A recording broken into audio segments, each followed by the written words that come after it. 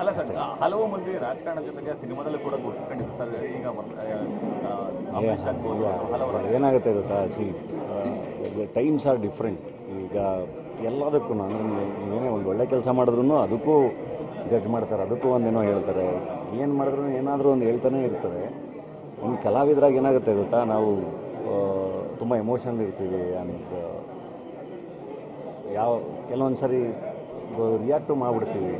So ಪೊಲಿಟಿಕ್ಸಿಗೆ ಬೇಕಾಗಿರೋದು ಬೇರೆ mindset. ನಾನು ಹೇಳ್ತಿರೋದು ರಾಜಕಾರಣ ಬೇರೆ, ನಾಯಕನಾಗಿರೋದು ಬೇರೆ.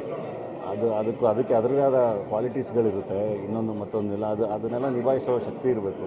ಐ ಥಿಂಕ್ ಅದಕ್ಕೆಲ್ಲ ಸದ್ಯಕ್ಕೆ ಖಂಡಿತ ನಾನು ಖಂಡಿತ ಇಲ್ಲಪ್ಪ. ಅಲ್ಲ, ನೀವು ಅಬ್ಸರ್ವ್ ಮಾಡಿದರೆ ನಾನು ಕ್ಯಾಂಪೇನ್ಗಳಿಗೇ ಹೋಗಿಲ್ಲ.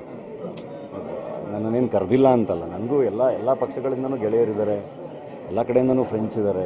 ಸೊ ಎಲ್ಲರೂ ಕರೆದಿದ್ದು ಹೌದು, ನಾನು ಹೋಗಿಲ್ಲ. ಏಕೆಂದರೆ that's not my cup of tea. ನನಗೆ ಅದರಲ್ಲಿ ಇನ್ವಾಲ್ವ್ ಆಗೋಕ್ಕೆ ಇಷ್ಟ ಇಲ್ಲ. ನಾನು ಕಾಮನ್ ಮ್ಯಾನ್ ಆಗಿರೋಕ್ಕೆ ಇಷ್ಟಪಡ್ತೀನಿ. ಜೂನಲ್ಲಿ ನಾನೊಂದು ಕೋಟಿ ಅಂತ ಒಂದು ಸಿನಿಮಾ ಮಾಡಿದ್ದೀನಿ.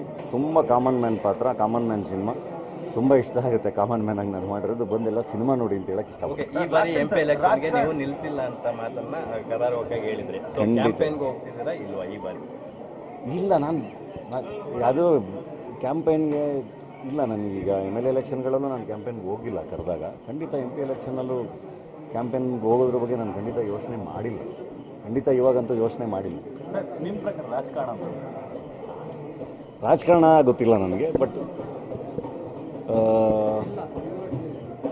ಒಳ್ಳೆ ನಾಯಕರು ಯಾರು ಅಂದರೆ, ನಾನು ಹೇಳ್ತಿರೋದು ಅವ್ರು ಯಾವ ಪಕ್ಷದಲ್ಲಾದ್ರೂ ಇರಲಿ, ಹೆಂಗಾದರೂ ಇರಲಿ, ಗುಡ್ ಲೀಡರ್ ಯಾರು ಅಂದರೆ ಯಾರು ಸಮಾಜದಲ್ಲಿ ಹೈರಾರ್ಕಿಲಿ ಕೆಳಗಿರ್ತಾರಲ್ಲ ಅವ್ರುಗಳಿಗೋಸ್ಕರ ಕೆಲಸ ಮಾಡೋನು, ಅವರನ್ನು ಮೇಲೆತ್ತೋಕ್ಕೆ ಪ್ರಯತ್ನ ಮಾಡೋನು, ಅವನು ಒಳ್ಳೆ ನಾಯಕ.